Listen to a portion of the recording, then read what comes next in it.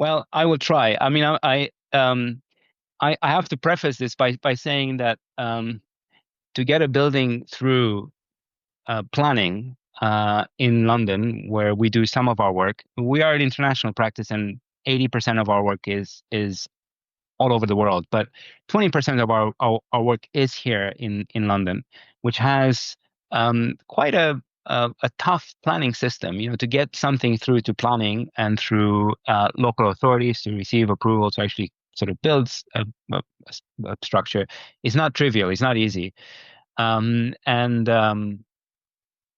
sometimes it takes its toll, and it takes its toll. Actually, we're talking about the kind of the quality of the architecture. Sometimes it's improved by this. In an ideal situation, going through planning makes for a better building.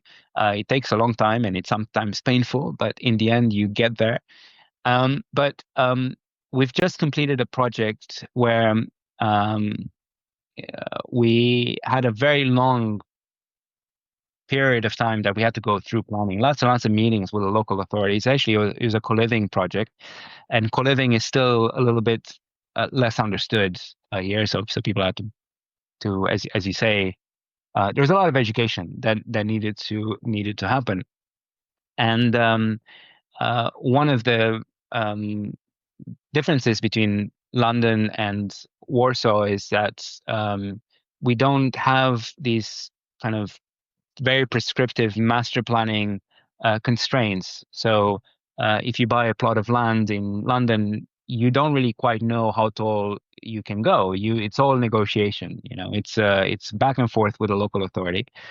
And this is one of the projects where we were in a series of conversations whereby at every meeting we're asked to reduce and reduce and reduce and reduce the building. So we started at one level, and we ended up much lower.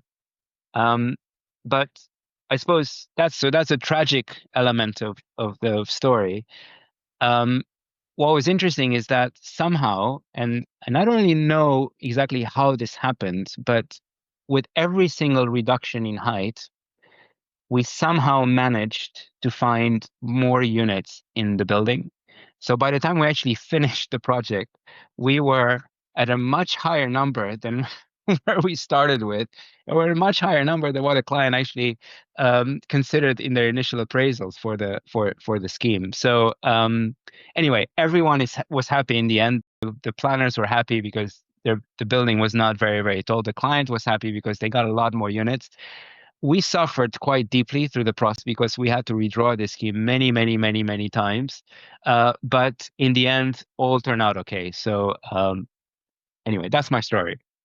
And that's an example of how PLP architecture work under pressure, under regulatory pressure, let's say in this case, which is a wonderful key note that we could take or accord for the final part of our conversation. Andrei, thank you very much. Just as I expected, it was a fascinating conversation, full of ideas, full of plans, full of interesting projects delivered so far, and I'm sure more are in store on your plate, which is a huge plate for sure.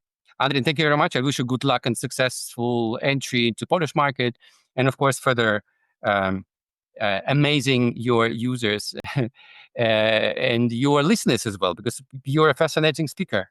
Thank you very much for this, Andrei. Thank you. I really appreciate it. Thank